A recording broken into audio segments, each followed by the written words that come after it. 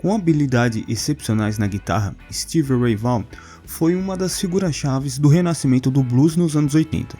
Sua inspiração vinha dos renomeados bluesmen Albert King, Buddy Guy, Albert Collins, além de uma clara influência de Jimi Hendrix.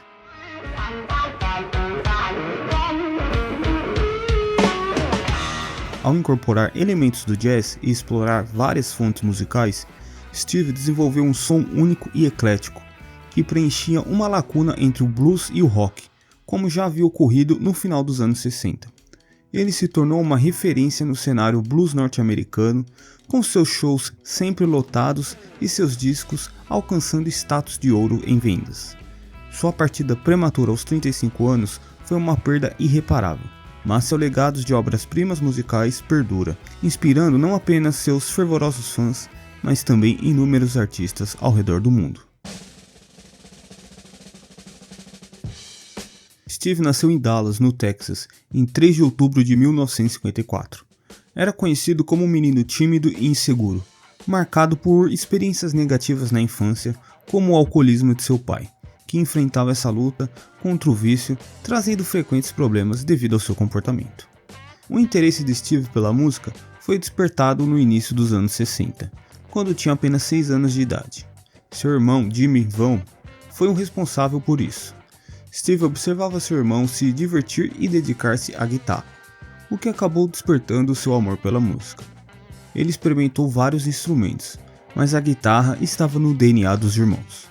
Aos 7 anos, exatamente em 1961, Steve ganhou uma guitarra de brinquedo que foi responsável pelos seus primeiros acordes. Aprendendo de ouvido, dedicou-se incansavelmente. Suas primeiras músicas foram Wine Wine Wine e Thunderbird, ambas da banda Nightcaps, uma banda também da cidade de Dallas.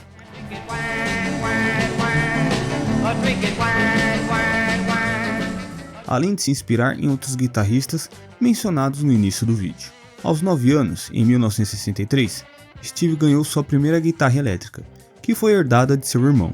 Não demorou muito e aos 12 anos já estava tocando em bandas de garagem.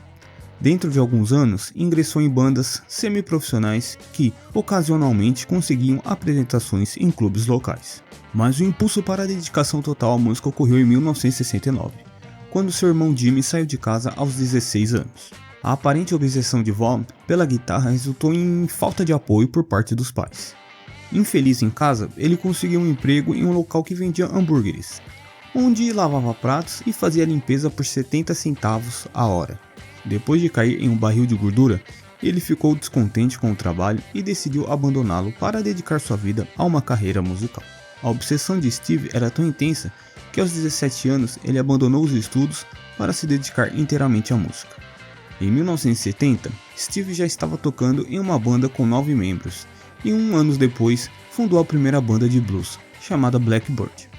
A banda se mudou para Austin e, após algumas mudanças por várias bandas, Vaughan se juntou ao Paul Ray e The Cobras em 1975. Os Cobras foram eleitos a banda do ano em Austin no ano de 1976.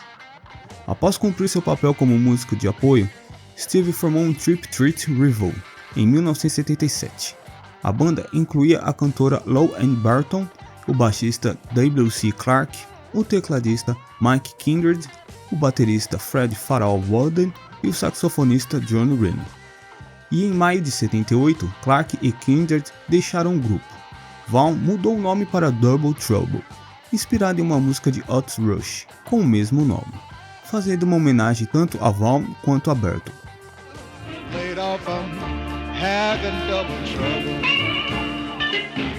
Em julho, Walden foi substituído por Jack Moore, mas após 3 meses por motivos pessoais, foi substituído por Chris Layton em setembro. Quando Barton e Reno decidiram deixar a banda em 79, o grupo se transformou em um trio mais energético, e Vaughan assumiu o papel de vocalista principal. O nome foi alterado para Stevie Ray Vaughan em Double Trouble. E em outubro de 1980, durante uma das frequentes apresentações da banda no Rockefellers em Houston, Vaughan tocou com Tommy Shannon, ex-baixista de Johnny Winter, e foi contratado em janeiro de 1981. O Power Trio estava formado. E em 1975, Russ Winans entrou como tecladista, transformando o trio em um quarteto. No início dos anos 80, Stevie Ray Vaughan e o Double Trouble fizeram sucesso nos clubes do Texas, tornando-se uma das bandas mais populares da região. Em 1982, durante o Festival de Jazz de Montreux, sua apresentação chamou a atenção de David Bowie e Jackson Browne. Após o show do Double Trouble, Bowie convidou Vaughan para tocar em seu próximo álbum, o Let's Dance, no qual a guitarra principal de Steve estava presente em 6 das 8 músicas, fazendo do álbum o mais vendido de Bowie até então. Embora as gravações tenham sido bem sucedidas, as tensões entre os dois surgiram quando Vaughan expressou interesse em se juntar à turnê de Bowie. Foi proposto que Vaughan e sua banda Double Trouble abrissem os shows de David Bowie para ganhar visibilidade, mas o plano foi descartado antes de ser oficializado. Diante da frustração, Vaughan decidiu deixar a banda nas vésperas da turnê e foi substituído por Earl Slick. A situação se agravou quando o videoclipe da música Let's Dance foi lançado, apresentando Bowie tocando em seu lugar. Steve estava prestes a se tornar mundialmente famoso como guitarrista do solo, mas o vídeo o incomodou profundamente, levando Steve a dizer: esse sujeito não deveria fingir que estava tocando algo que não tocou. Ele simplesmente não conseguia entender por que o David Bowie fez isso.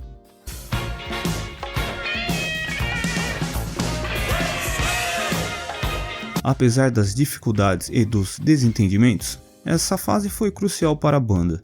Após uma sessão de improvisação no Bar dos Artistas, Jackson Browne ofereceu ao grupo tempo de estúdio gratuito em seu Downtown Studio em Los Angeles. Em pouco tempo, o lendário produtor John Hammond garantiu para Vaughan e o Double Trouble um contrato com a Epic. A banda gravou seu álbum de estreia em apenas 2 dias durante o feriado de Ação de Graças no Downtown Studios.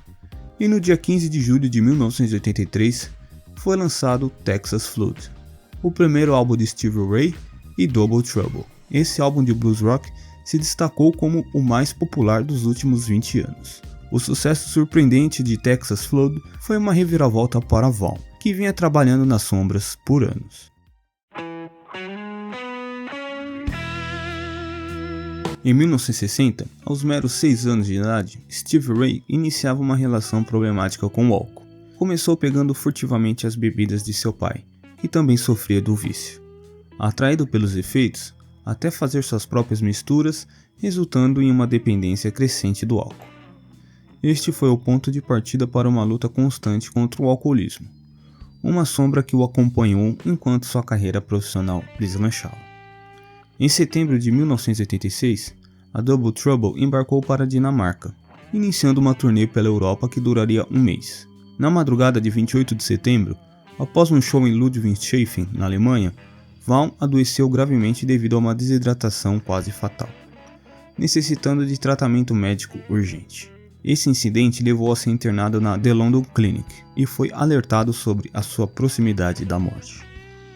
Após mais de uma semana em Londres, ele retornou aos Estados Unidos e buscou reabilitação no Peshford Hospital, em Atlanta, passando 4 semanas em tratamento e continuando o processo de recuperação em Austin. Após esse período de reabilitação, a banda lançou o álbum ao vivo duplo Live Alive, em novembro de 1986, e partiu para uma extensa turnê pelos Estados Unidos, em apoio ao álbum. Embora o ritmo da turnê tenha diminuído um pouco, Vaughan realizou muitos concertos em 1988, incluindo a abertura da turnê de Robert Plant, um show principal no New Orleans Jazz and Heritage Festival e uma turnê pela Europa. Mesmo enfrentando desafios pessoais, ele encontrou tempo para gravar seu 4º álbum. In Step foi lançado em junho de 1989 e marcou um ponto de virada. Alcançou a posição 33 nas paradas, conquistou um Grammy de melhor gravação de blues contemporâneo e se tornou disco de ouro pouco mais de 6 meses após seu lançamento. Essa conquista foi ainda mais notável diante dos obstáculos pessoais que Vaughan enfrentava, relacionado ao vício em drogas e o alcoolismo.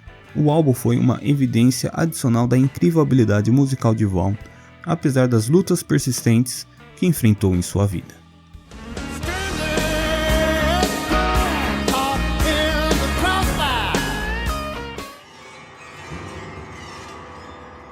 Na primavera de 1990, Stevie Ray Vaughan e seu irmão Jimmy gravaram um álbum juntos, com um lançamento planejado para outono do mesmo ano.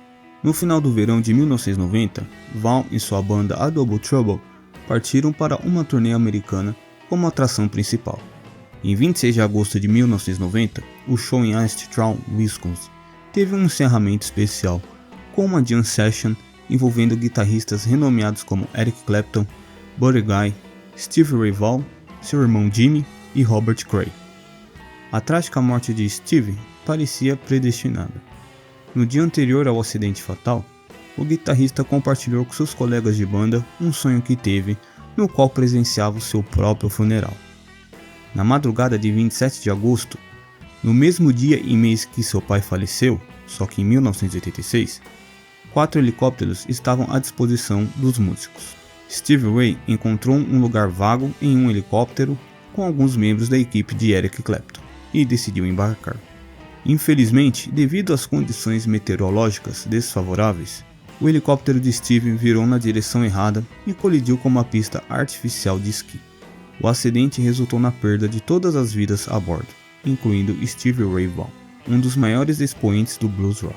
Ele tinha apenas 35 anos. A morte de Stevie Ray Vaughan causou comoção não só entre seus fãs, mas entre inúmeros músicos que tiveram o privilégio de conviver com ele. Durante sua vida, Steve gravou 5 álbuns de estúdio e 2 ao vivo, e seu legado continua a influenciar qualquer pessoa que se sinta inspirada a pegar uma guitarra e tocar um blues.